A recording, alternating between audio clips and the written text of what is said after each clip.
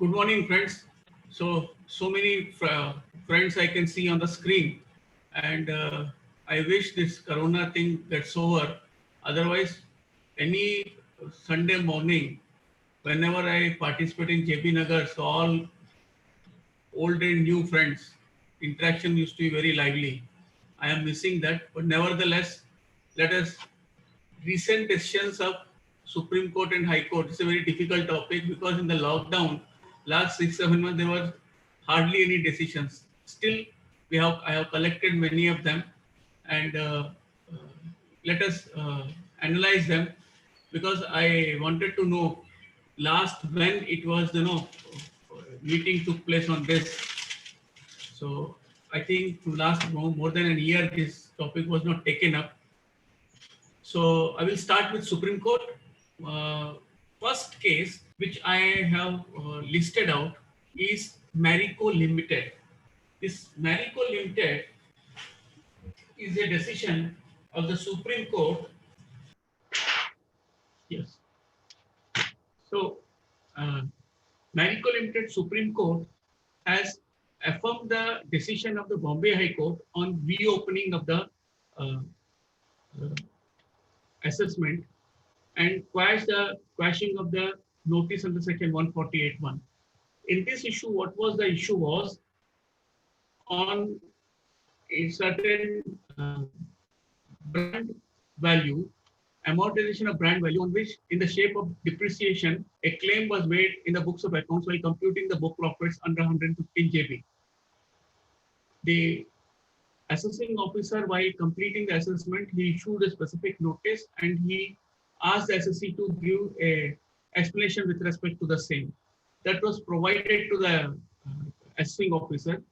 After that, he completed the assessment.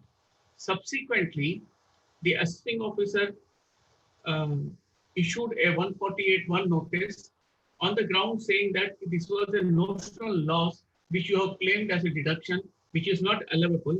And he recorded, after recording the reasons, he issued 148(1). The assessee challenged it. The Honorable Bombay High Court recorded a specific finding saying that during the course of the assessment, there a specific query was raised and that query was answered. The assessing officer chose not to comment on that. It means that he has accepted the version of the assessee and he has formed an opinion.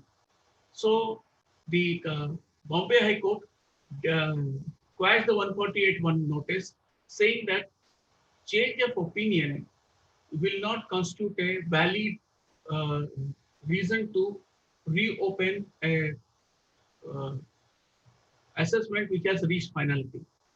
So in view of that, that order was challenged by the department before the Supreme Court.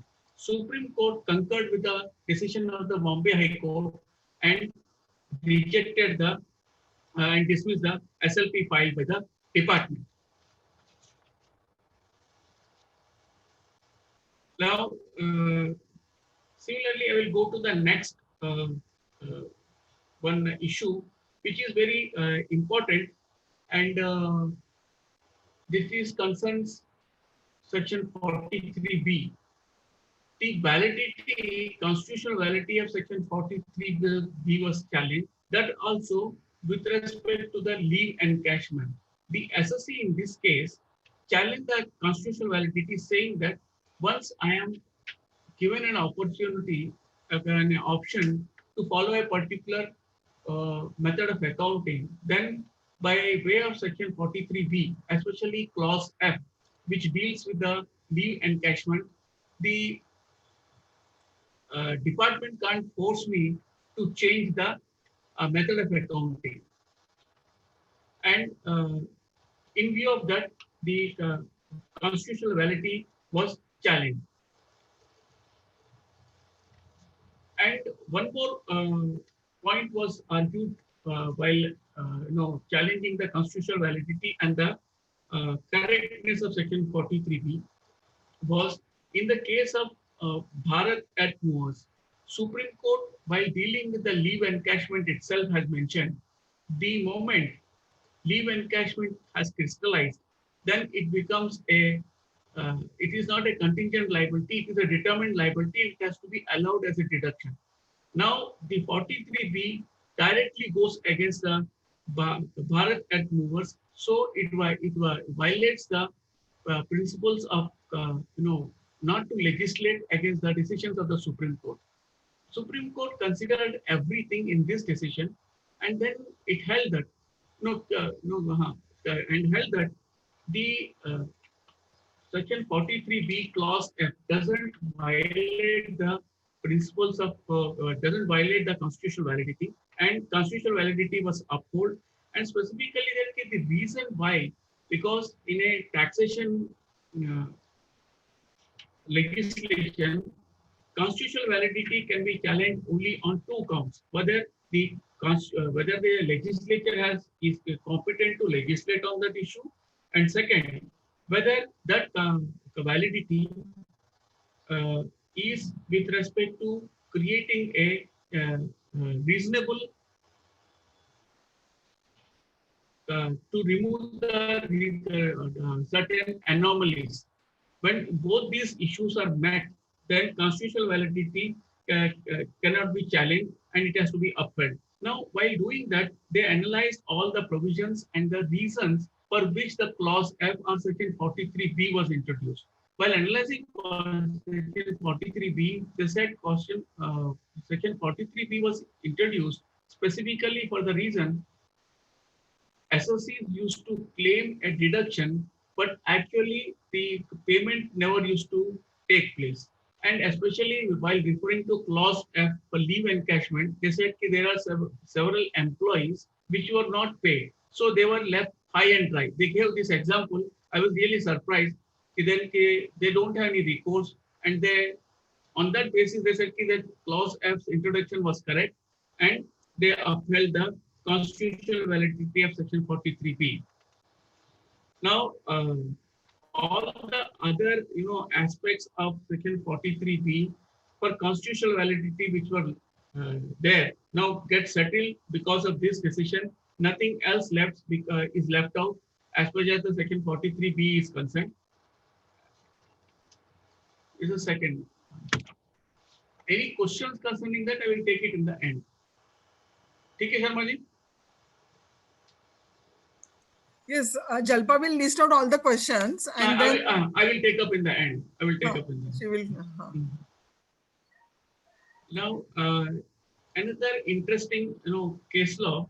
This is in the case of Shivraj Gupta versus CIT. In this matter, what happened? The Mr. Shivraj Gupta was having a distillery and a brewery.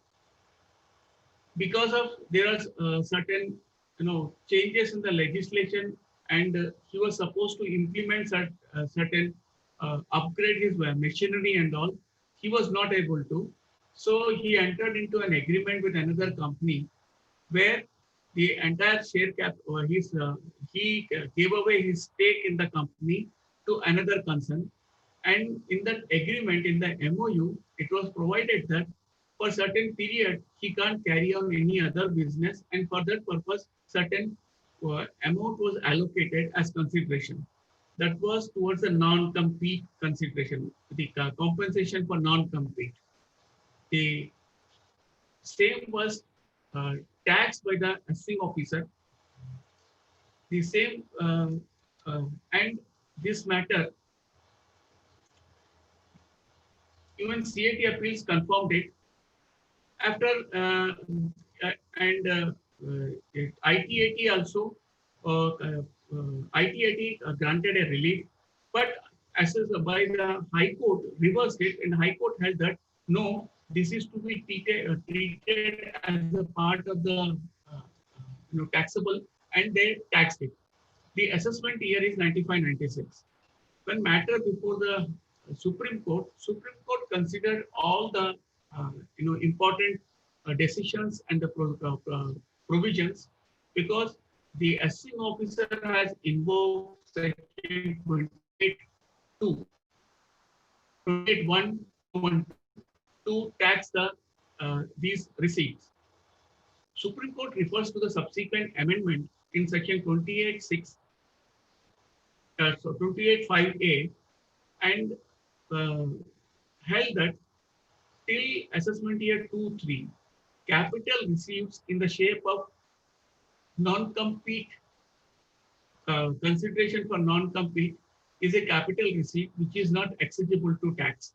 And this position gets strengthened with the subsequent amendment brought on the legislature. And they upheld and they said this amount cannot be taxed and reversed the High Court's order on this issue. And they said this is not taxable. And they considered all the McDowell and Vodafone India's decision, and they held that once within the legal framework, a certain agreement has been, MOU has been executed and acted upon, then the department cannot tax it on some other issue saying that it is a business receipt. And especially they refer to the subsequent amendment brought in the statute book.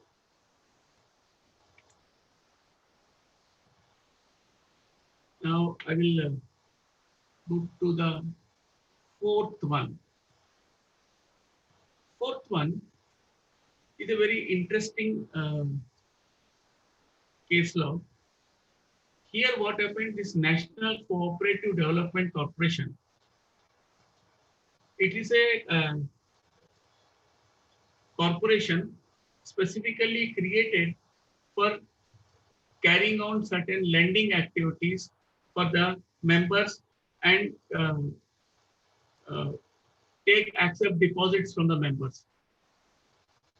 During the course, there was no specific activity was carried out. Whatever amounts were there and whatever interest was incurred towards that was claimed as an expenditure.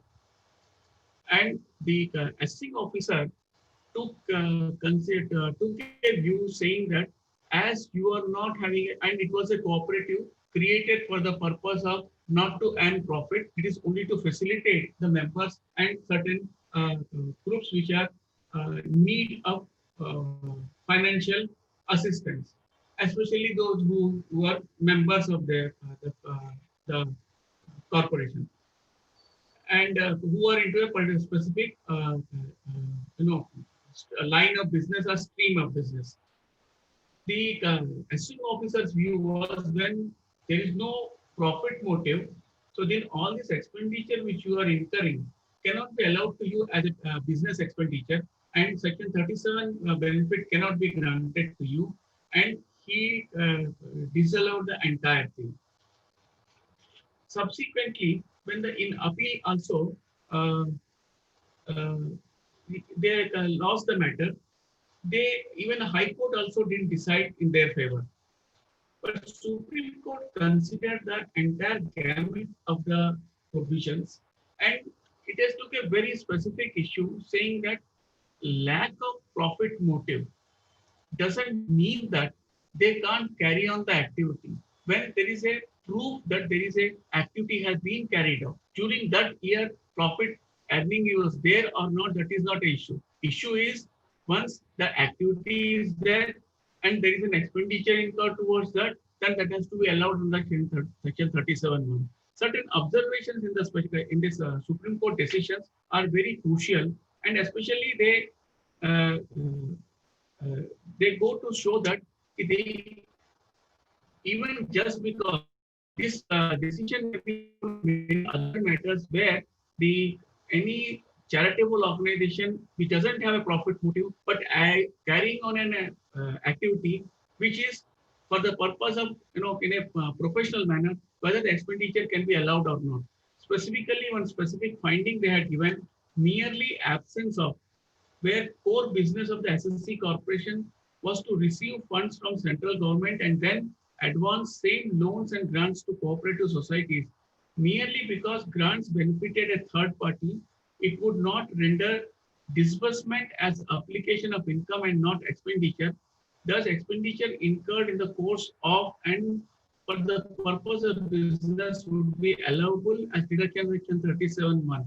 And one more very important, whether disbursement is the funds having been held to be a core business of the SSC corporation expenditure incurred in the course of business and for the purpose of business would naturally be an allowable deduction of 1037(1). Source of funds from which expenditure was made was not relevant. It was also not relevant as to whether the expenditure was incurred out of the corpus funds or from interest income and by the assessee.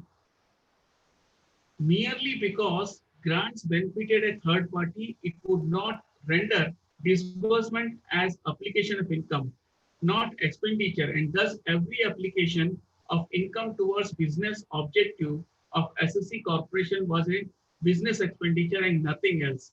So these are very, very, strong and, these observations will go a long way. And so many other, where many in the case of charitable organizations, we find the assessing officer and the department takes a view when you are not being benefited, when how can you incur such an expenditure, and usually they disallow it. These findings here will go a long way in dealing with such issues, and it will help in such expenditure being claimed as a deductible expenditure. I move on to my next, that is fifth one. My fifth one is the now Anand Social and Educational Trust. In this issue, Supreme Court was concerned with a application which was rejected by the department, and the assessee didn't succeed even before High Court also. Here, the reason for rejection was by the commissioner or exemption department was saying that you are not yet carried out the activities, so it is not possible to verify the genuineness of your operations.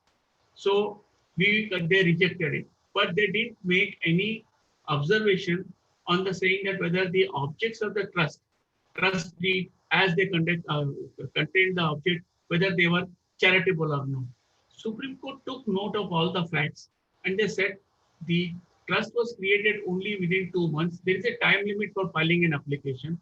So they have not carried out any activity that can't be held against the assessee, because there is a mechanism provided in sections 11 to 13 where assessing officer, when the activities are carried out, he can see whether section 11 and 12 benefit can be granted or not. So at the time of registration, though exemption, but though the authority has got a right to look into the genuineness of the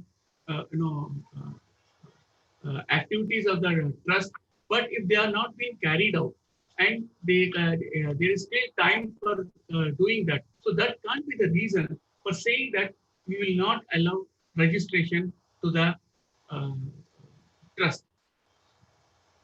And they directed the department to consider the application on merits and decide it afresh and grant registration. Now, I will go to the next issue, that is item number 6.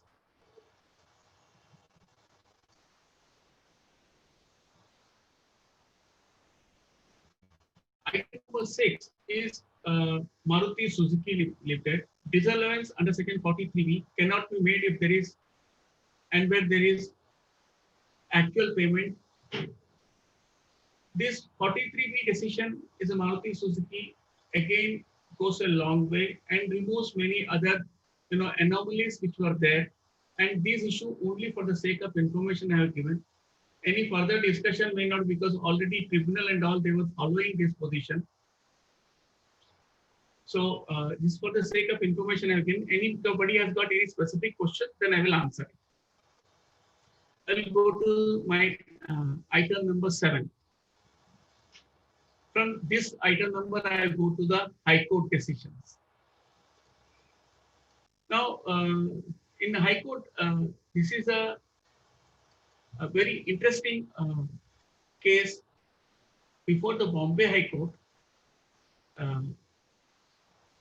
What happened? There was a search action against the SSE. When such action took place, the assessment proceedings for a particular year were in progress. The moment such took place, the proceedings were abated. After the receiving of the notice under Section 143A, the SSE filed its return and made some additional claims which were not there in the original returns, which were being subject to assessment when the search took place. The department said, no, you can't make any additional claims, and they were relying on the earlier decisions of Sun Pharmaceuticals and all, and said that you can't make any additional claim. But SSE contested that, saying that the proviso says that on the basis of when I have to file a fresh returns, I can claim a new deduction or make a new claim which was not there in the original assessment. Original assessment proceedings are original, which was not there in the original returns. The matter went to tribunal. Tribunal agreed with the position, and tribunal granted the allowed the SSE to agitate the issue. Now, what was the question there before the Honorable Bombay High Court?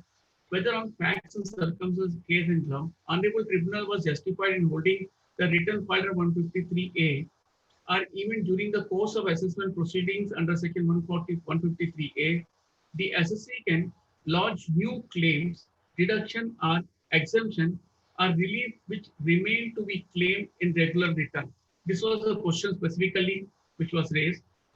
While addressing this, Honorable Court refers to the decision in the case of Continental Warehousing Corporation, because department contended that the Continental Warehousing, the High Court has taken a view that whatever is not there it is not coming out of the search proceedings, cannot be considered in the assessment proceedings. No addition can be made on that count, and they rely specifically on the special bench decision in the case of Continental Warehousing. Now, Bombay High Court, in this case, while dealt with all the details, and then they said, refer to the proviso, and in para 52 and 54, they deal with the Al-Cargo and Continental warehousing, and they distinguish, and they say that, you see, after the proviso is there, if the abatement has taken place, so the SSE is eligible to make a claim which was not there in the original returns. What exactly they have observed, what they say is, in this perspective, we are called upon to decide question projected by the revenue as substantial question of law arising from the order of the tribunal. We had considered the grounds of appeal and the orders of the CAT appeals. Appellant, from a reading of the above, it is clear that Section 153 capital A of the said Act provides for the procedure for assessment in such cases. As annulled to herein above, the said section starts with a non-abstentor clause stating that notwithstanding anything contained in Section 147, 148, 149. By saying it, they have overcome the decision of earlier decision which the department was relying on, and they held that that the SSE in the is eligible to make a new claim which was not there in the returns. The specific observation is in para 13, where they say that apart, SSE could lodge a new claim of deduction, etc., which remained to be claimed in his earlier regular return of income. This is so because assessment was never made in the case of the SSE in such a situation. It is fortified that once the assessment gets abated, the original return which had been filed loses its originality, and the subsequent return filed under Section 153 capital A of the said Act, which is in consequence to the such action under Section 132, takes place of original return. In such a case, the return of income filed under Section 153A1 of the said Act would be construed as to be one filed under Section 139(1) of the Act. The provisions of the said Act shall apply to the same accordingly. If that be the position, all legitimate claims would be open to assessee to raise the return income, to raise in the returns of income filed under Section 153 capital A1. So the bars which the department wanted to put, saying that no new claim can be made, was held and was negated, and Bombay High Court concurred with the decision of the tribunal and upheld that and gave these findings. Now this will 153A, this decision helps the SSCs where still pending matters are there. Even this section is live even now also. It is a very helpful decision. I will go to next issue, that is a PP Mahatme, Bombay High Court. Here the facts are really intriguing and very interesting. The SSC who was holding a general power of attorney was representing a non-resident Indian. That non-resident Indian's property was, encroached upon and when usurped by certain family members, and the dispute was pending before the courts. Pending that, the family members came together and resolved the dispute, and certain amount was paid to that person as a compensation for giving up his rights in favor of the others. The SSC's claim was, this amount which I have received is in the course of a family settlement, so it is not taxable, and it can't be taxed in the hands of the SSC. And they refer to various sections, section 45, 148, 160, 163, and they said it's a family settlement. So in a family settlement will not be subject matter of taxation. Now, friends, why I have picked up is many people, many times, any kind of settlement, they want to make it out a family settlement. There are family settlement, there are set rules are there, and unless and until those very prerequisite conditions for a family settlement are satisfied, then it can't be said that it is a family settlement. Every settlement within the family members is not a family settlement. A family settlement takes place when the entire family has gotten something in common and in the interest of the family when it is settled. If that such situation cannot be demonstrated, then it will not be a family settlement. In this case also, the Bombay High Court examined all the issues and then held that the settlement which has taken place is not a settlement, family settlement, because in a family settlement, what will happen, every family member will receive something and will give up something. Unless and until that reciprocal arrangement is established, it will not be a family arrangement. So, in the absence of being a family settlement, merely one settlement within the family members will not be a family settlement. That will be only a settlement which has been forged, and then that amounts to a transfer, and it will be a taxable occasion. And the Bombay High Court held that amount received by the SSC in favor of giving up her rights is a capital gain taxable in the hands of the SSC. The other issue was there in this with respect to the challenge to the legality of the 148(1) notice, which was negated. I am not discussing that because it doesn't mean anything, because that was within 6 years or not. The factual position was very clear, so I am not discussing. What is important with the message we should take is, every settlement is not a family settlement. The family settlement conditions has to be satisfied. Then only one can claim it to be a family settlement.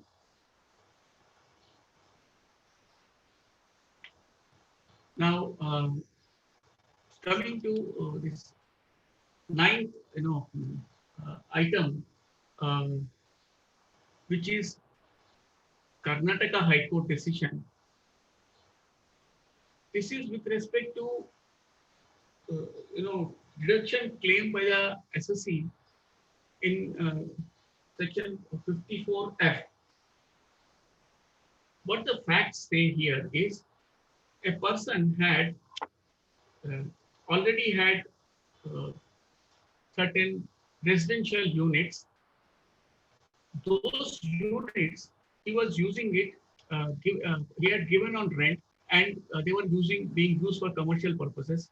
There was another unit in which also he was converted into certain, homestay for rental purposes, and he was using it for commercial purposes.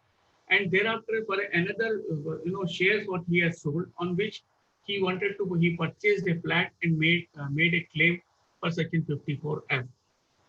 Department denied, saying that when you have got residential units already which you have got in your name, then you will not be granted, because you are not satisfying the conditions of section 54F, because you have got more than one residential unit when the original assets were sold, and when you wanted to acquire the new one. So you have violated the condition, and the assessing officer denied it. The decision of the uh, assessing officer was upheld by the tribunal also. When the matter reached the SSC went to High Court. Before the High Court, he demonstrated certain facts, saying that the residential units which he was owning, they were merely a residential units for the record's sake, but actually they were being put to commercial use, and he was having an income out of that. So those units cannot be considered as being violative of the conditions under section 54F.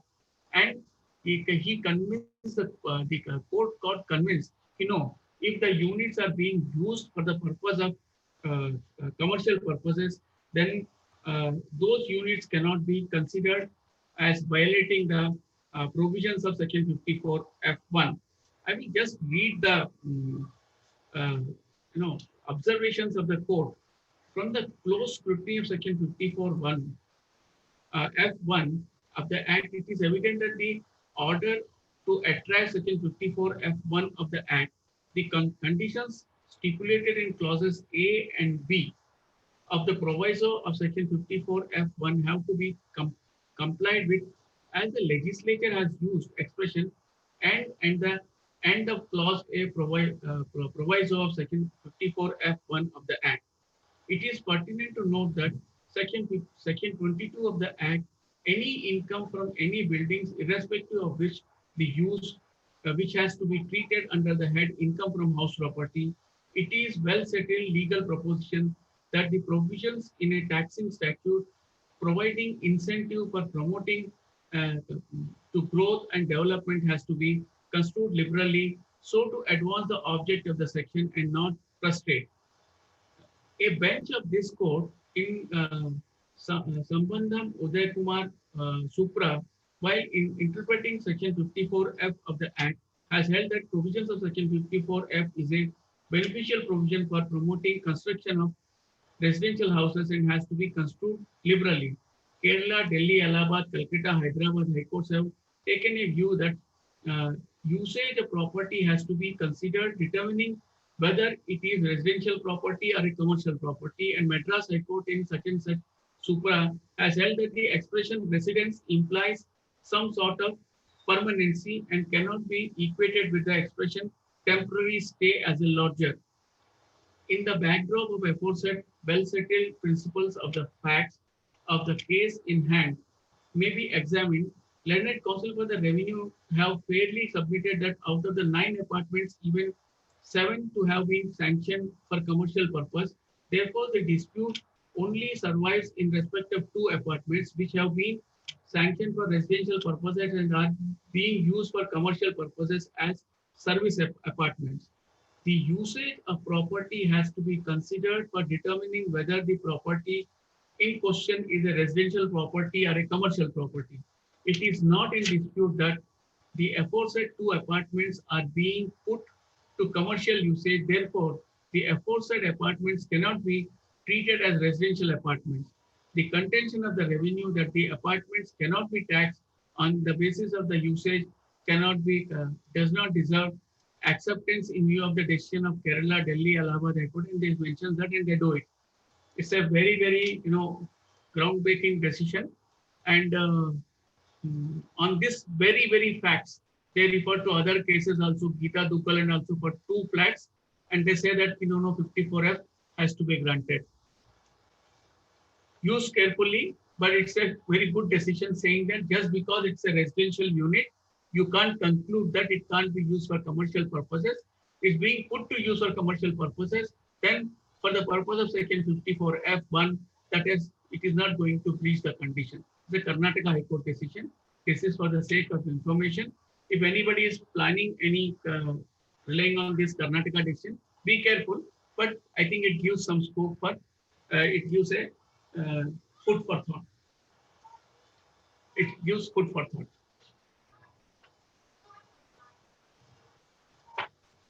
Now, I'll come to another decision of the Madras High Court, which is a very recent decision. In the month of September 2020, they have decided this. In this matter, the facts are like this. The assessee, who was one of the inheritors of a property, that property, when he inherited, the original, his ancestor who had bequeathed the property, he himself had created certain encumbrances, or there was encumbrances of the property, which encumbered property he had inherited. So what he did for transferring the property, he had removed all the encumbrances and transferred the property. While computing the capital gains, he said, this is a expenditure which I have incurred for removing the encumbrances, which is to be allowed to me as a deduction, and it can't be taxed in my hands because all the encumbrances I had inherited with the encumbrances. Friends, I will remind you with respect to this similar issue in Bombay High Court, which has followed Supreme Court decision, where question was when the assessee has mortgaged a property and created an encumbrance, whether with the bank, when the bank auctions the property, whether the amount which is set off against the loan taken by the assessee can be deducted from the full value of consideration, only in the net amount can be considered for the purpose of computing the capital gains in the hands of the assessee. Bombay High Court, following a Supreme Court decision, had decided against the assessee. That is in 275 ITR. That is fair deal. Some name is there. In 275 ITR 550. Bombay High Court observed that when the assessee has got a title which is not dented, he himself goes and mortgages with the bank, and after the mortgage, he is not able to repay the loan and the title gets dented. Then the assessee can't say that the amount which was taken away by the bank has to be reduced from the full value of consideration while computing the capital gains and negated the conditions, the deduction or the contention raised by the assessee. In this case, what happened? There was a mortgage, there was an encumbrance, and the encumbered property was inherited. So in this case, the Madras High Court said, if it is in a property which was inherited by the assessee, which is encumbered, so whatever expenditure incurred towards the removing the encumbrances has to be considered as a cost of acquisition or cost of improvement of the improvement under section 48 and 49, and that should be allowed as a deduction. Now, this is a very important decision because though there was an observation in the Bombay High Court decision, department was not accepting this position and the encumbrances were not being allowed. This Madras High Court decision analyzes all the decisions but has not discussed the issue of Bombay High Court decision, though it has discussed the issue of the Supreme Court decision in the case of Arunachalam, which was followed by the Bombay High Court in 275 ITR. So the bottom line of this decision is, now if the amount which is paid towards removing the encumbrances is a allowable deduction and it cannot be disallowed by the department, saying that this the gross full value of consideration has to be taxed now, and the amount of amount expended towards encumbrances cannot be allowed as a deduction. So this is the now 10th item which I have, the Madras High Court decision and Rangarajan. Now I come back to another decision of JS and MF Builders, so AK Chauhan. Now, this again, I come back to the Bombay High Court decision. This is also very interesting decision. The interesting decision is, and the facts are very, what the SSC did. SSC was having a capital asset in the form of land. He converted that land into stock in trade. And then he developed the land and constructed a building. In that building, flats were there. The flats were sold. As and when the flats were sold, the proportionate land was being charged to capital gains as which is corresponding to the land flat and the land. He was computing the capital gains on the land when the stock in trade, the flats were sold, and he was offering it for business income as well as capital gains. Subsequently, what happened? Cooperative society was created. In the cooperative society was subsequently transferred the entire land. The department said, no, now we will charge you the entire capital gains in your hands, because this is the year in which you should have charged, because you have transferred the land to the society. The SSC's contention was, no, this is not correct, because and he challenged the 148(1) notice when they were trying to reopen.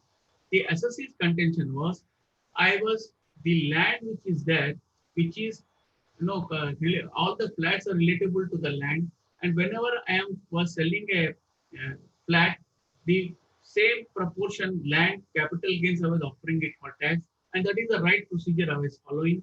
You can't say that the society is ultimately the land when transferred. That is the time when the stock in trade was transferred, and it is to be taxed at that point of time. And the reasons recorded for that purpose are not valid. In detail, they discussed this, and then they gave a very interesting finding. First thing, they struck down the reasons recorded. They said, once you say that it has escaped assessment, then you are considering that when the flats were sold, land was not transferred.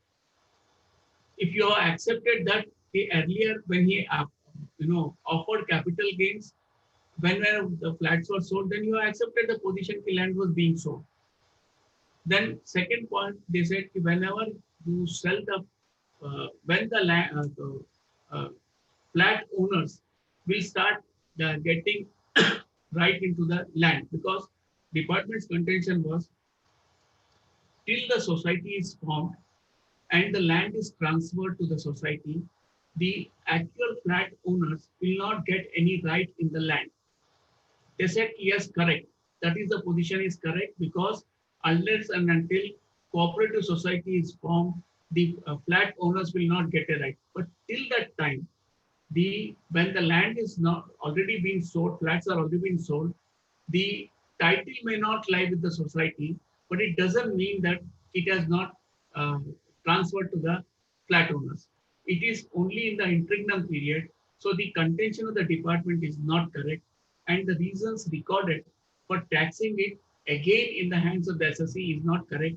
And they said that the dictum of section 45(2), the SSE has properly followed. So the notice under 148(1) and the proposal to tax it is not correct, and the procedure followed by the SSE is the correct procedure. It's a very interesting decision in that they have discussed the scheme of section 45(2) with respect to this kind of issues. I know many people have converted the land into stock in trade and then they have developed it. In such matters, this decision will come to a, because they have not only quashed the 148(1) notice, but they have analyzed the the provisions and the computation which to take place under section 45(2) in a very structured and proper manner. So this decision is helpful to mm, substantiate this claim. The land relatable to the flats has to be, for the purpose of 45(2), has to be offered when the flat is sold, not on the ultimate transfer of the land to the society.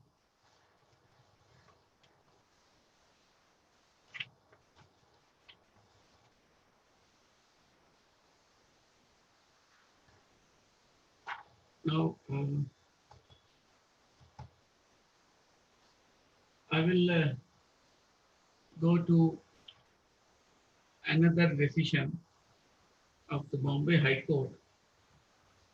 This is a very vexing issue which we face every time, whenever the under OTS one-time settlement of the loan debt takes place with the bank, the department comes up with an argument saying that if the 41(1) is not applicable on the loan amount, then same has to be taxed under section 28(4), because that is the benefit the SSE has received in the part of the loan which has been waived.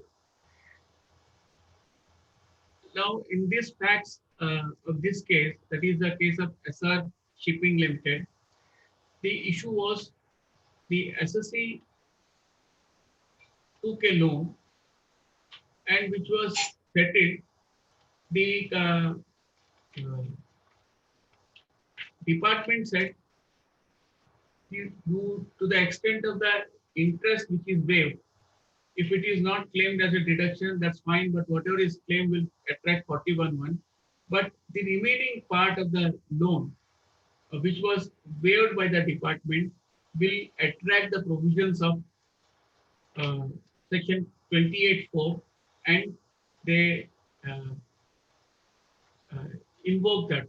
The question before the Honorable Court was merely with respect to the principal amount of the loan, not anything else, whether on the facts and circumstances of the case in law, the provisions of section 28(4) of the Act attract where alleged benefit or perquisite is other than cash. Here, they were saying that by way of loan when he has taken it, and it is other than cash when he has taken a benefit, then it is to be applied. Section 28(4) falls within 28(4) and it is taxable. After analyzing all the facts and referring to the decision of Mahindra and Mahindra Supreme Court decision and subsequent several other decisions of the Bombay High Court as well as the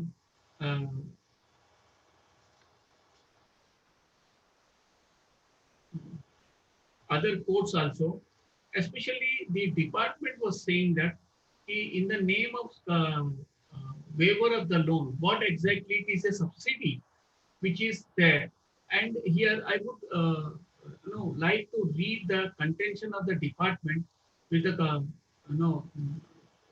counsel for the department had argued that that is in many matters even the asking officer takes the same line. What he says is, what the department was contended was the amount covered by such loan would partake the character of operational subsidy. We are unable to accept such a contention.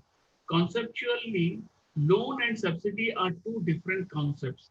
As per the concise Oxford English Dictionary, in Indian edition, the term loan has been explained as a thing that is borrowed, especially a sum of money that is expected to be paid back with interest. The action of lending. Black's Dictionary, edition 8th edition, describes loan as an act of lending a grant as something of temporary use, a thing lent for borrower's temporary use, especially a sum of money lent at interest on lend, especially money. In Supreme Court, on the words and phrases, it is stated that loan necessarily supposes a return of money loan. In order to be a loan, the advance must be recoverable. Loan is an advance in cash which includes any transaction which in substance amounts to such an advance. Having noted the above, we may revert back to the Supreme Court and has having regard to the loan in Mahindra and Mahindra, it is stated that the loan generally refers to the borrowing. Now, after this dealing with loan part, in the next para they say, in contra and contra distinction, subsidy has been explained in the concise Oxford Dictionary Indian edition as sum of money granted from public funds to help an industry or business keep the price of a commodity or a service low. A sum of money granted to support an undertaking held to be in public interest, that is, grant of contribution of money, as per the Black's Dictionary, 8th edition, subsidy has been defined as a grant usually made by government to any enterprise whose promotion is considered to be in public interest. Although government sometimes makes direct payments, subsidies are usually indirect. A subsidy granted for production or bringing into existence any new asset of the assessee would be construed to be a capital receipt, whereas a subsidy granted for purpose of assisting the assessee to carry on its already existing business would be in the nature of revenue receipt and thus taxable. Therefore, when a subsidy is given in character thereof in the hands of the recipient, whether revenue or capital would have been determined having regard to the purpose. Now they refer to all these things and they say, from the careful analysis, it is evident that there is a fundamental difference between loan and subsidy. The two concepts cannot be equated. With loan is a borrowing and required to be repaid with interest. Subsidy is not required to be repaid, being a grant. Such grant. So what they say is, just because here waiver has taken place of a loan, it doesn't lose the character of loan. It remains to be a loan. Though it is in settlement, it has been given up.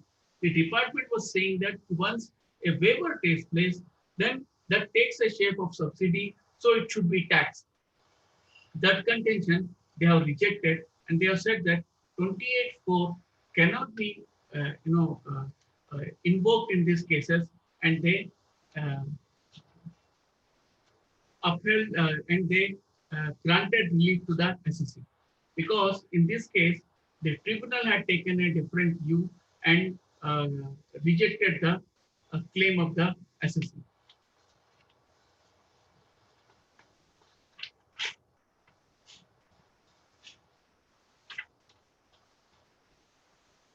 So I will move on to my next issue, that is the 13th one. This is again a Madras High Court decision.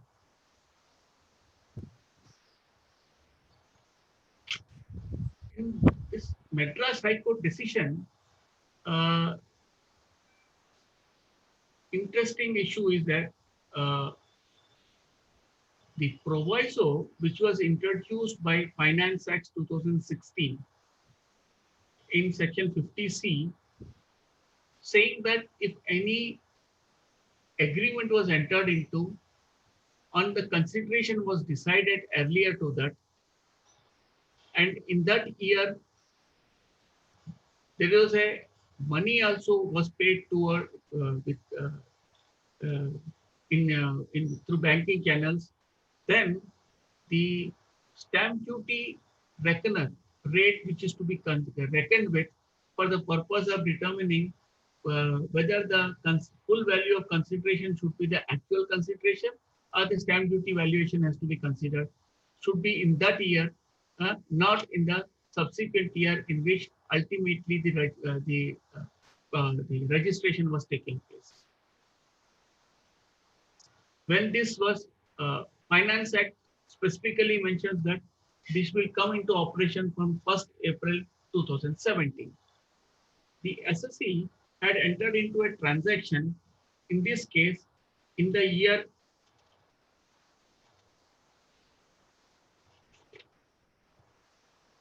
the transaction pertained to the assessment year 12-13.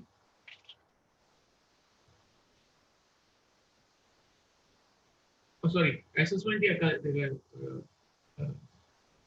pertained to the assessment year 14-15, and the proviso was inserted from 1/4/2017. On the facts of that case, they took a argument saying that once the proviso protects the interests of the SSE, so SSE should be granted benefit of the same. Tribunal, while considering the claim of the SSE, observed that as the provisions were brought to give benefit to the SSEs, so this provision can be considered as retrospective in operation and granted relief to the SSE. Department agitated the matter before the Madras High Court, and they raised two questions. One question was whether the tribunal was right in holding that the amendment to section 50C, which was introduced with effect from assessment year 17-18 prospectively, was applicable retrospectively for the assessment year 14-15. And similarly, the second question also was in support of that only. The Honorable Madras High Court considered the provisions and referred to the various decisions, especially Calcutta High Court decision in the case of Calcutta Export 404 ITR 654, wherein the question of whether the amendment made to the Finance Act 2010 to proviso section 40A1A, they refer to that, and they say that it was retrospective. They said similarly in this issue also, we can consider the same situation, and they hold it as a retrospective amendment. It is a applicable retrospectively. In this, Madras High Court referred to the Supreme Court decisions in various other like Allied Motors Private Limited and Alum exclusion and all, and they came to the conclusion that they referred to the memorandum explaining the provisions where it was specifically mentioned that these provisions are being brought in to grant, remove, certain hardships to the SSE in certain transactions. So they granted relief relying on that, and they had that this is a amendment, this is a proviso which is not applicable prospectively, it is applicable retrospectively. This is of a great help, and already on these lines, Bombay Tribunal has taken view saying that the issue section proviso to section 50C, where the amendment was brought in to grant relief to the SSC is a retrospective amendment, and that has to be grant relief to the SSC. Bombay Tribunal decision is also there. Now I will go to the next issue, which is again a Bombay High Court decision.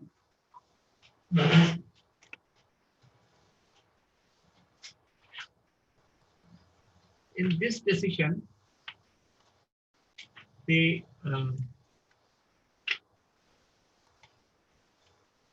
Bombay High Court was concerned with a 148(1) notice, which was issued by the assessing officer beyond 4 years, saying that there are certain, within the group, there were certain shares. In this case, SSC had the SSC group has restructured their group. In that restructuring, certain shares were gifted to another company for the sake of restructuring. And this entire thing was in a note in the balance sheet. And again, during the course of the original assessment, when a specific query was raised, the SSC has answered the questions of the SSC and pointed out that section 47 clause 3, where gift is not considered to be a transfer, because if one concern is giving gift to the another company, it falls within that, so it is not taxable. It is not taxable, and that contention of the SSC was accepted.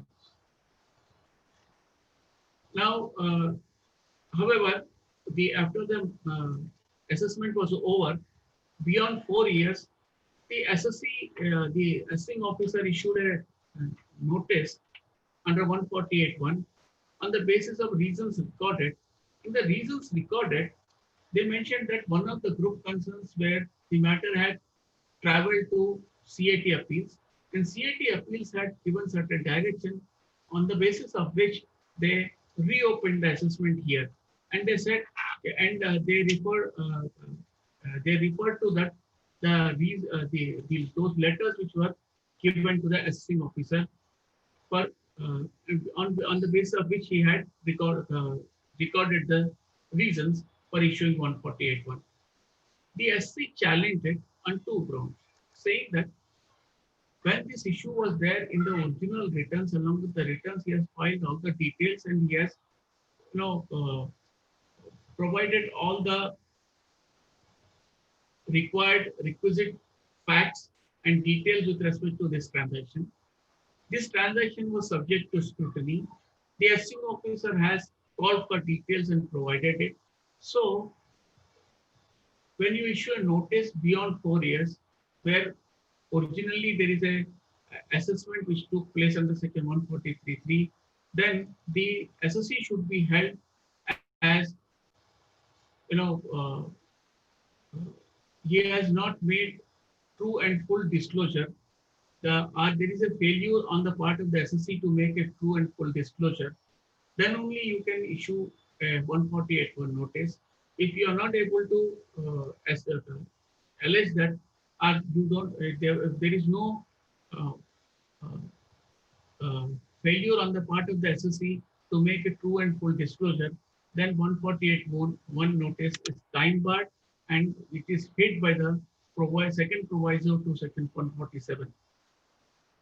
In the light of that, Honorable Bombay High Court analyzed the entire transaction, and that in the transaction they held that definitely the transaction was put under scrutiny, and one can look into the transaction and say that 47(3) it covers that position. Then how can they say that it is there is a reason to believe and failure on the part of the SSC to disclose fully and truly all material facts. Now, they refer to various case laws, and then they say that once the all the facts are before the assessing officer, if he chooses not to comment on that, then that will not uh, going to the detriment of the SSC, and they uh, quash the notice issued under 148(1), and they said it is beyond 4 years and the reasons recorded are not justified, then it won't stand for it lacks jurisdiction. And one observation which is there in one para that is very important, which is on the merits. They say Section 47 deals with the transactions not regarded as transfer. Clause 3 is relevant. Section 47(3) says that nothing contained in Section 45 shall apply to any transfer of a capital asset under gift or will or an irrevocable trust. Now, this position, after looking into that, they said definitely a gift from one corporate entity to another corporate entity is covered by this. Then the reasons recorded do not stand, and the jurisdiction 148(1) lacks jurisdiction. They quashed it.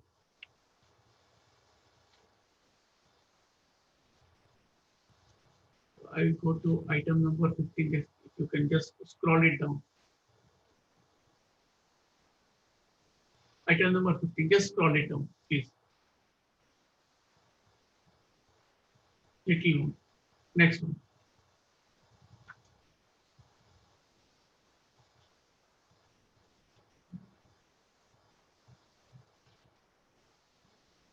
Item number 15.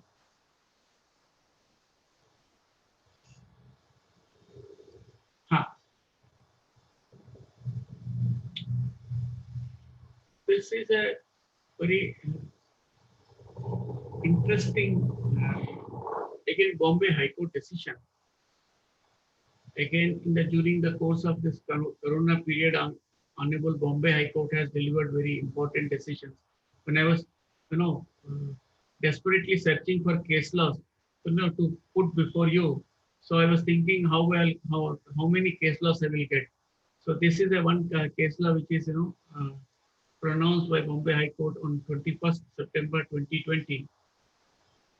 It's a PCIT versus B Hotels Limited. B Hotels Private Limited was Tulip Hospitalities earlier. Now, what has happened? The SSC was into the hospitality industry and running hotels. It paid certain premium to the to BMC as well as to the Maharashtra government for acquiring additional FSI to construct few more floors. Those few more floors were constructed. On the FSI, the SSC claimed that this is my intangible assets because I have paid a consideration and acquired it, so I should be allowed depreciation under Section 32(1)(2). The assessing officer rejected it. Alternatively, the claim was, if you are not accepting that, then with the whatever I have purchased, FSI I have purchased, with that I have mounted certain few more floors on the same building on which is being used for the purpose of business. So please allow me to claim a depreciation on the same.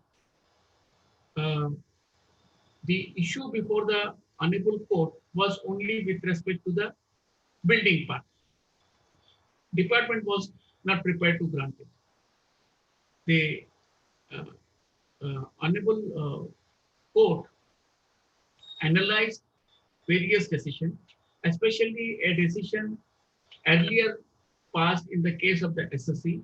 They considered the entire thing and then they held that, yes, the FSI, what all the premium paid towards acquiring the additional FSI to construct additional floors has to be considered as a part of the building. And as per the building, the 10% depreciation has to be granted to the SSE. And they decided a grant of depreciation in favor of as building in favor of the SSE. But definitely they have not accepted the position. It is the premium paid towards acquiring FSI amounts to a intangible asset, intangible commercial asset to uh, enjoy the depreciation at 25% under section 32(1) Roman 2.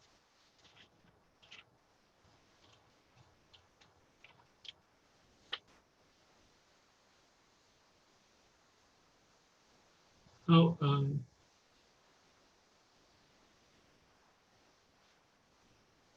another decision which is, you know, maybe very relevant for the 12A purposes, where section 215 comes into operation in many cases, and as the charitable organizations are uh, uh, with the proviso, with the help of the proviso, as classified and taxed as and denied the uh, benefit of section 11 and 12. This is a Gujarat High Court decision, item number 16, CIT versus Naroda and Naroda Enviro Projects Limited. The SSE in this case is running two different uh, effluent treatment plants in the city of in the state of Gujarat, in the town Naroda, where the industrial effluents are being treated by which are effluents come from different industrial organizations, and they treat it, and for that they charge a certain fees, and as they are registered under such as a charitable organization, so the fees which is charged, they claim benefit of section 11 and 12. The assessing officer said, you are hit by the section 215 proviso because this is uh, a commercial activity which you are carrying on, which is in the nature of trade. So I will not grant you benefit of section 11 and 12. This matter for earlier years also was there before the Honorable Gujarat High Court in the tribunal. They accepted the position, and then they examined everything, and they said, by carrying out the treatment of effluents, you are carrying out a activity.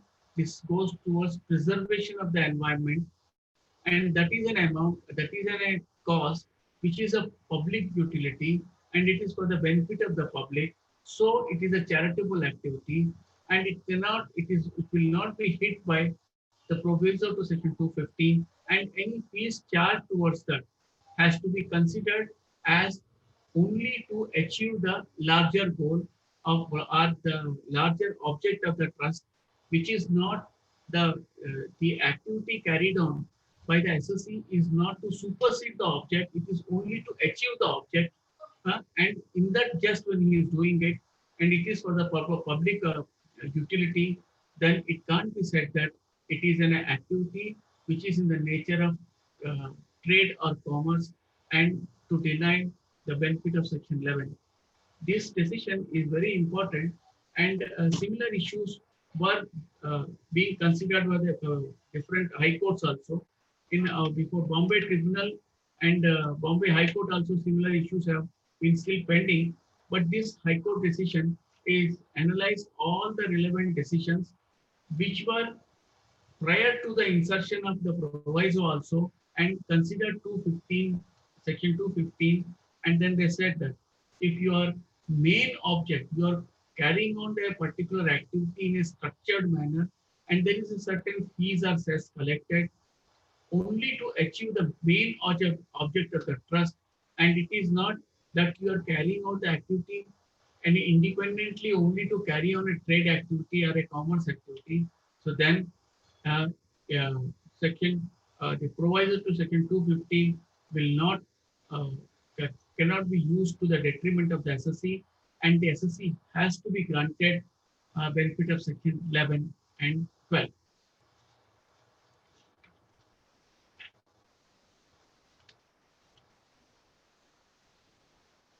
Now, this is one more decision of the Madras High Court. In Madras High Court, this decision why I am discussing is uh, many a times the question comes when the tribunal has quashed the order of the assessment, whether the SSC is eligible to get a refund of the only the amount which he has paid against the disputed demand, or suppose the entire assessment is quashed and uh, is treated as null and void or without jurisdiction, can the SSC claim a refund of the taxes paid on the returned income also? We all are aware that Shelley Products um, Supreme Court has considered this issue in detail and uh, held that once the SSC has admitted to a certain income, then that income, taxes paid on that income cannot be uh, claimed as a refund by the SSC, and that will not be granted. Now, on the face of the Shelley products, then why this such a issue had come up? So, very interesting facts.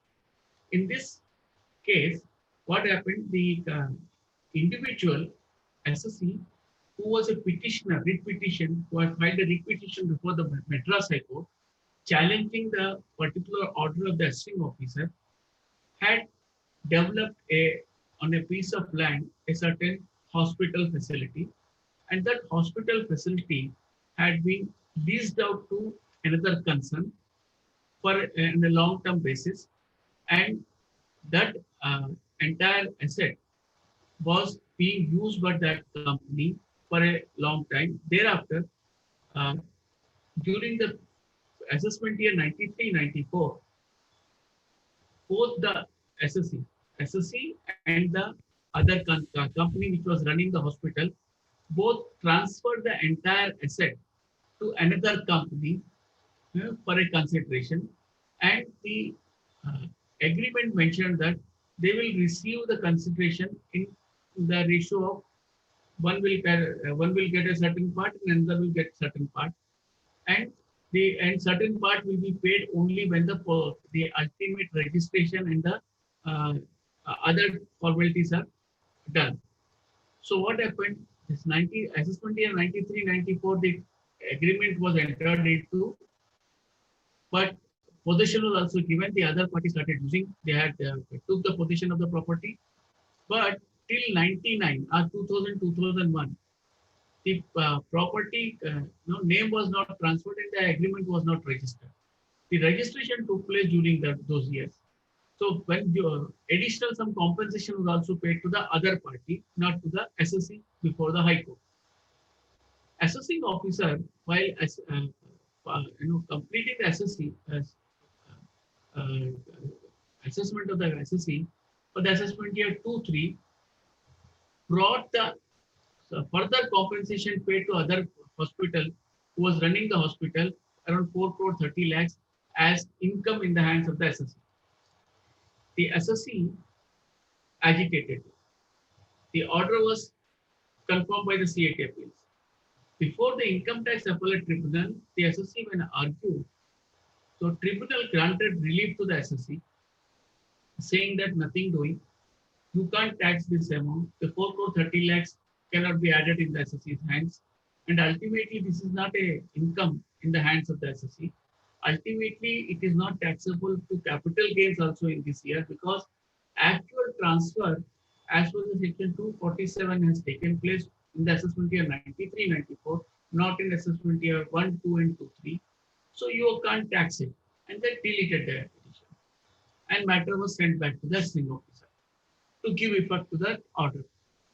When SSC sought the implementation of the tribunal's order, he made the observations of the tribunal saying that, you see, they are saying that this is not taxable in this year.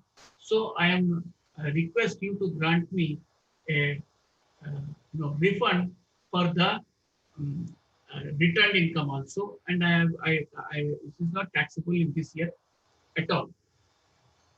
The assessing officer rejected the claim. The assessee moved section 1, another application for 154. That 154 was also rejected. Against the rejected 154, the assessee went in appeal and challenged it.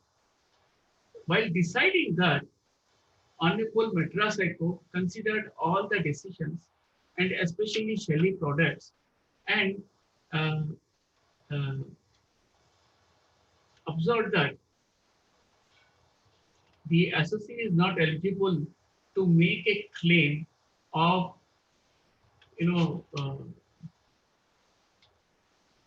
refund of the returned income, because once he has accepted, he has not offered it for 93-94, and he has not, so in that year, ultimately the transaction has to suffer taxation. So they have done it. So they have rejected the claim.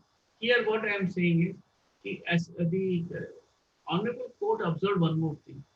The SSC has not explored or taken the route of challenging the 154.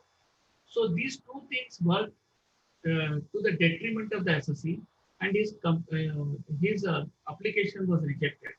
So two things we have to understand. Once you yourself offer and it was not taxed in the earlier year, so then you may not be in a position to claim a refund. Second issue is once one observation which Honorable Madras High Court has made, it goes a very long way. I don't know, it has to be tested further whether such a finding, what they say is, suppose if it is not taxed in 93-94, but it is taxed in 2001 and 2 or 2 and 3, then for any reason, because you yourself have offered for tax, so it has to be accepted. I'm not able to come to terms with such observation, because usually if it is to be taxed in the tax, it has to be taxed in that year only. You can't tax it in some other year. But nevertheless, here the SSC lost the matter. I felt instead of challenging in a writ petition, the SSC could have taken the route of appeal. Then definitely this issue would have come up whether SSC, if he has returned a certain income, though it is not taxable in that year, can he reverse his position? Because before in the Article 226, the court has not accepted that position. But is it not possible in appeal to say that I have wrongly offered it for tax in this year? It should not have been, given the tribunal decision is there. So, friends, there are a few decisions which I have, High Court and Supreme Court I have given. So, though still some more time is available with me. If you permit me, I will just, refer to certain decisions of the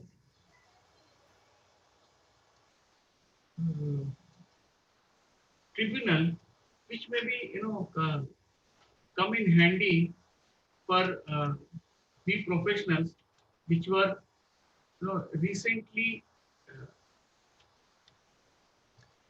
pronounced by the honorable certain,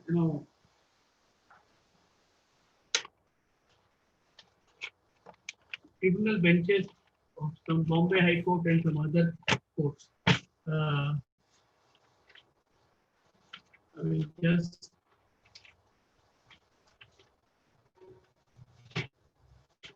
one decision.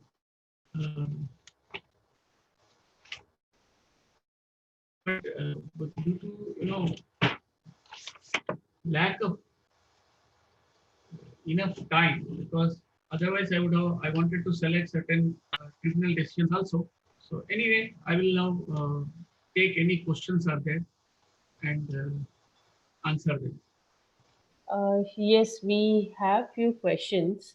Mhm. So what I can do is I have noted it down separately in a different You document. can just read it out. I will try to look. I'll share my screen as well, Okay. so it's visible to everyone. Is my screen visible? Yeah. Yeah. They're quite big question.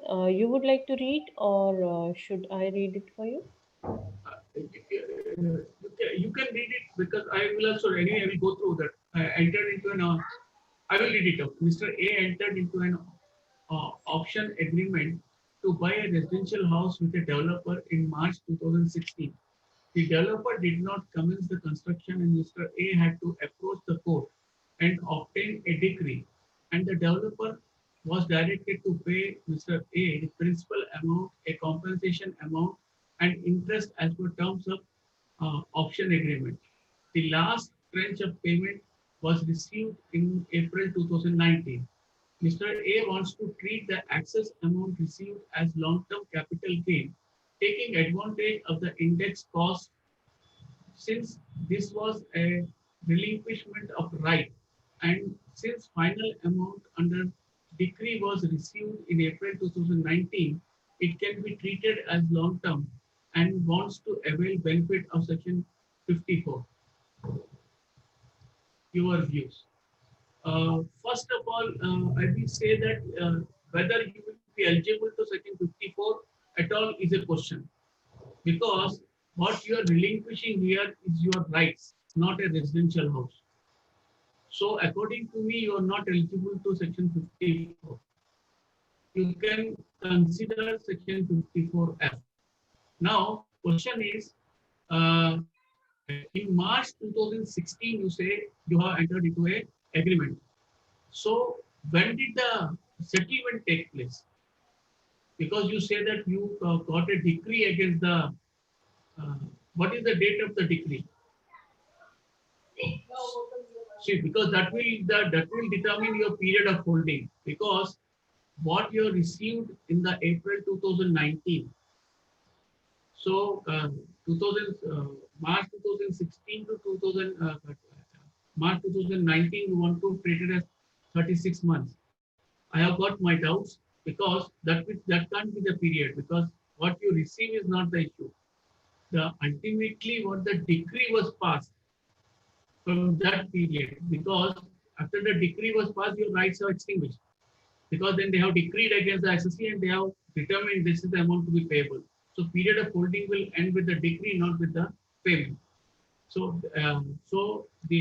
it will put a knot to your entire presumption that the asset is a long-term capital asset.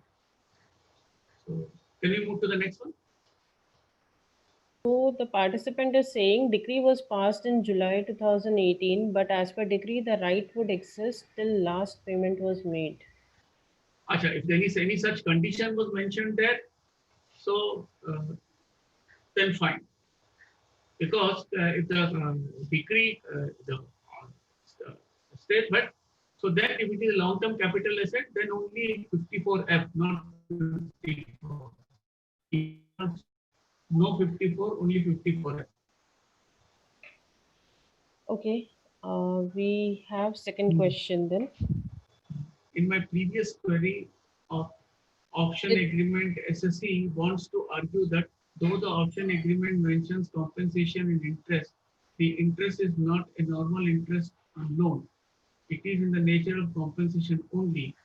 The developer had deducted TDS on surplus amount under section 194A as interest payment. Can SSC argue that nature of the receipt cannot change even if the developer has treated the whole amount of surplus as interest?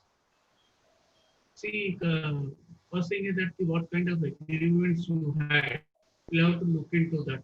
Whether that agreement had stipulated in the case of delay or not able to pay the interest from both ways. For the developer, if you are delaying it, if developer is not delaying, but any interest was provided for that. And what kind of orders have been passed. because Supreme Court has considered this issue. I don't remember the case law right away, but they say that suppose if it is an interest, then it is an interest only. It can't be treated as a, even if it is a compensatory one, it has to be treated as interest and only so it can't be treated as a compensation or a capital receipt. Interest will not lose its character as a revenue receipt. I think that answers the query. I'll move on to the next one. Okay. Third question.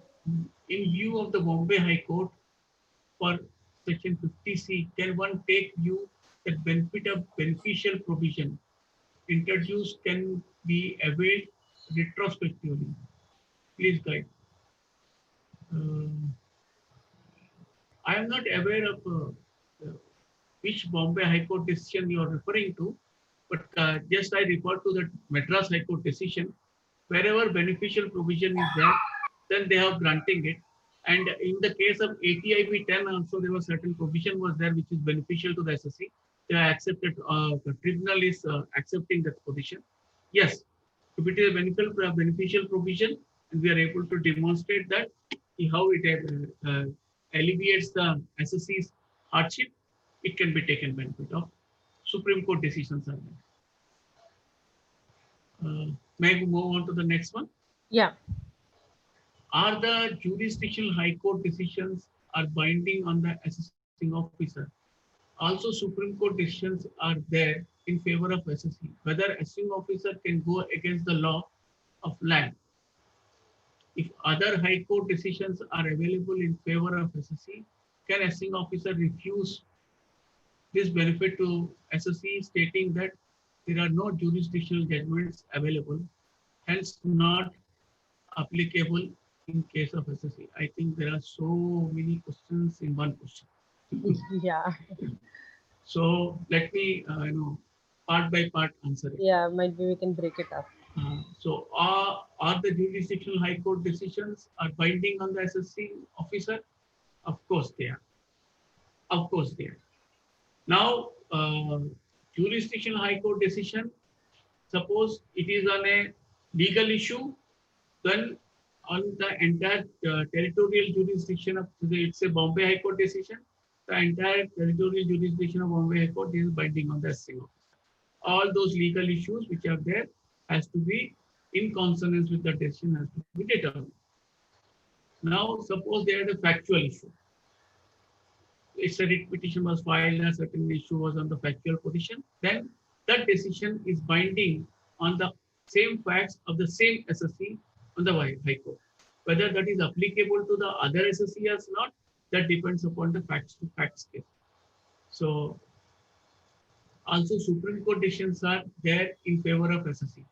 Now, this is with respect to the same issue he is referring or some other issue.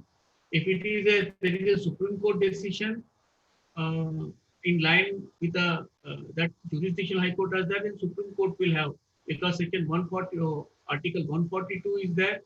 So there is no question of referring to jurisdictional high court. Supreme Court is the law of the land. Nobody can go against it. If any assessing officer dares to do that, have courage, file a contempt petition, bring it to us, we'll do something. We'll look into that and take an action. Because Supreme Court decision is there. I'm not talking about jurisdictional high court. If other high court decision, now I think this is a totally different question now.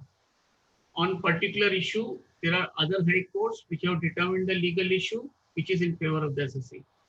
There are no decisions of the jurisdictional high court. See, any high court decision will have a persuasive value as far as the assessing officer is concerned in that particular. Earlier decision that Godavari Devi Saraf's decision was there, it says that all central legislations, if there is a one particular high court decision is there, then that decision will be binding all over India. Similarly, there is a suppose those decisions which are jurisdictional high court is not there against the SSC, then assessing officer cannot refuse to do it. It will have a persuasive value. Now, in such matters, you'll have to see what is the factual position and what is the assessing officer is saying. I think Now, I think that's my answer to this. Multiple questions in one question. May I move on to the next one? Yes. So we have question 5th. Where to show such premium paid to BMC in book? Where to show?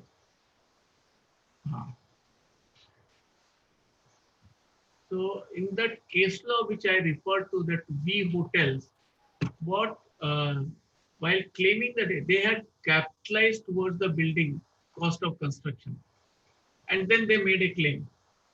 So definitely you have to show as a capital work in progress, then only it was possible if you are constructing it. May go to the next one. When deductor deducts TDS and does not deposit the same with government, the deductee faces problems for claiming the TDS in his return of income, since TDS does not get reflected in 26 AS. What will be the remedy to SSC since CPC does not give credit to or TDS? Rectification application is also disposed of without TDS credit. SSC faces this dilemma because his tax is already being deducted and he does not get the credit while the income gets taxed. See, here remedy lies in seeking the credit, but 26 years doesn't do it. Whether that amount which has already been paid, can that be recovered from the SSC as a tax?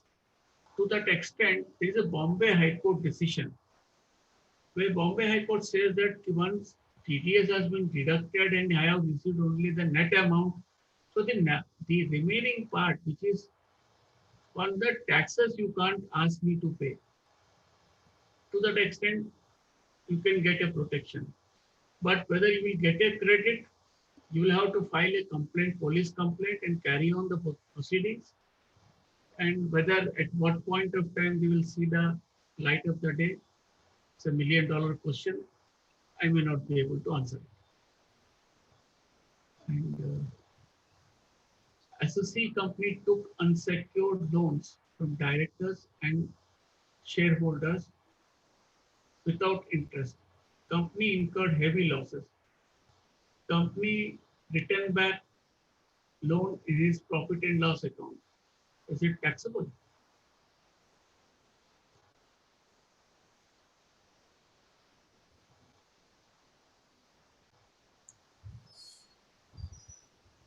Directors and shareholders.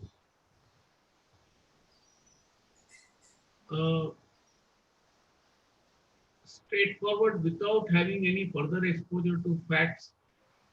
The my response is, if it is a loan and which the SSC has taken and not able to repay it because of the losses, and directors are waiving off, so it may not be taxable.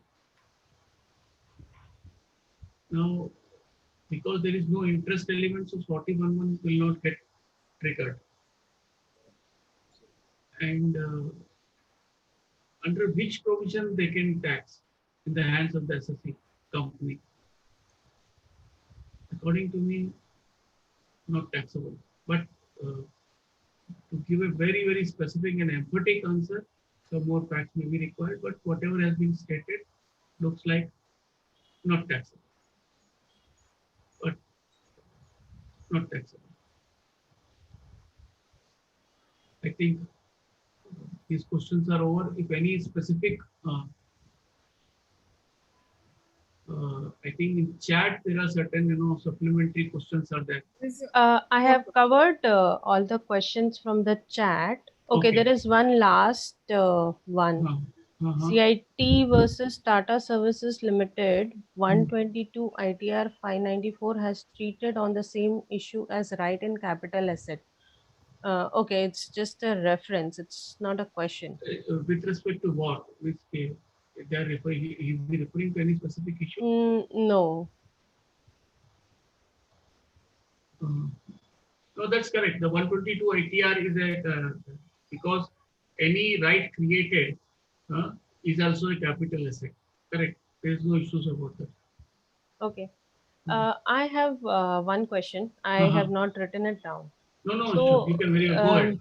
there is a rural orchard land which my client is looking for sale. Okay. And a house is also constructed on that.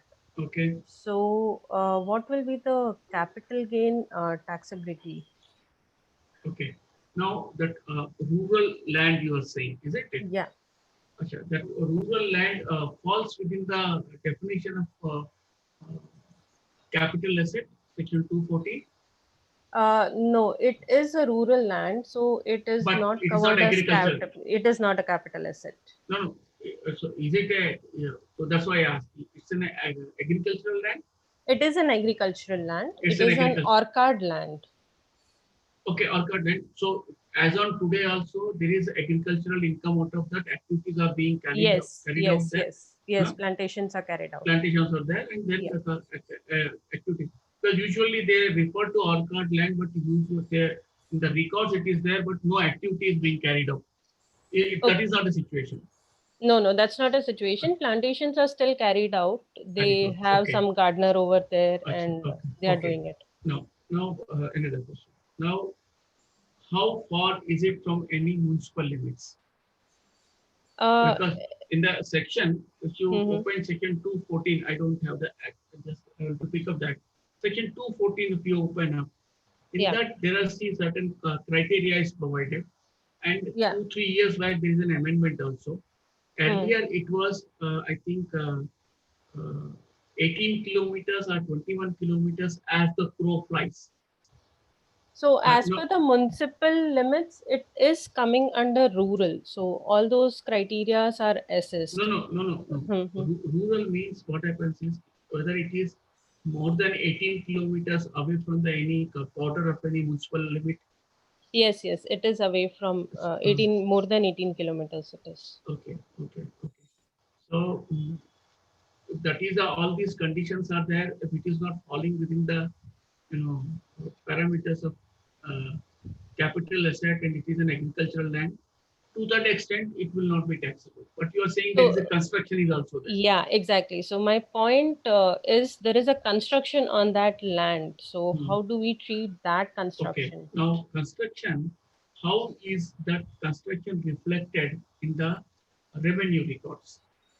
What does the revenue records say with respect to that construction? It is capitalized. It is capitalized as a house on that land. Correct. I agree with you. The revenue records means what the state government revenue records. That is what I'll have to check that. Yeah. Because there they have mentioned it as a residential house, or it is merely a warehouse kind of thing. What exactly it is? It should be residential. It should be residential. It will be residential. So to that extent, you may have to treat it as a capital asset. That will not qualify for agricultural land.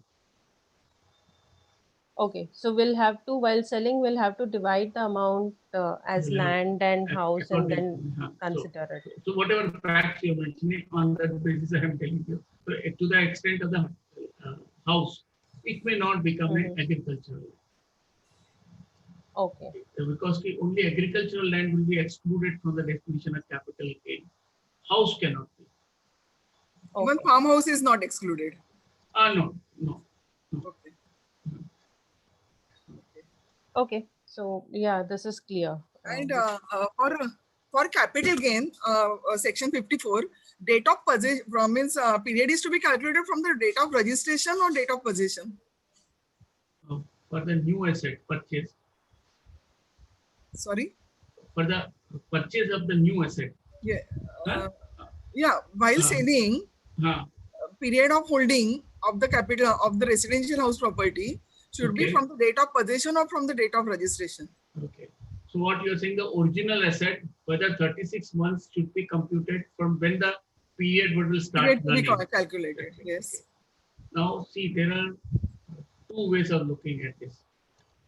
The moment you enter into a agreement and get it registered, so from that period to till you transfer is your right. And what happens usually, suppose you have taken possession and you are occupying the property and then you are selling it, then it will change. Because usually what happens, without occupying, you have taken the possession but you are trying to sell it, usually you transfer the rights which are there. So then again, you will not be getting 54, you are getting the benefit of 54F. If you want to get 54 benefit, so then courts have taken a view, if there is a registered document and the agreement has reached its logical conclusion and you acquire the property, then period of holding will be taken from the date of the registered agreement. And they are counting it 36. Anyway, but there are case laws are there, which is some of in favor, some of against the SSC. But mostly they are leaning towards the favor of the SSC. But looking at the certain factual position, you have to see. Many times what happens is the property was, position was taken only just before 2 days before the selling it. In that case also, a recent decision where assessing officer had granted it the benefit, 263 assessing officer wanted to, CAT wanted to reverse it. So there, 263 was quashed by the, Bombay Tribunal, that is Yogesh Gala's decision, where they have referred to several other decisions in this regard. For that purpose, what is to be considered? Okay, I think you got the answer. Okay. And here one more question is there. If agreement is entered afterwards, but allotment is done before and major payment are made prior to 3 years. Agreement is entered afterwards. Registered agreement. I have argued certain matters and we have succeeded where we said that the allotment letter is the period, because you are not asking the, there is a difference between ownership and period of holding. Period of holding will start the day allotment letter is there. But see, there are certain other cases where the tribunal and high court has taken a view. When suppose asset was not in existence at all, so how can you hold that property? Because still the asset came into existence, because suppose you have purchased in a very initial stage. Project was completed subsequently. So allotment was made even the building came up, before the building came up. So can you say that that period also to be included in period of holding? Yes, 2-3 cases are there which are against the SSC. You have to be very careful. But if the SSC has got an appetite for litigation, we should do it.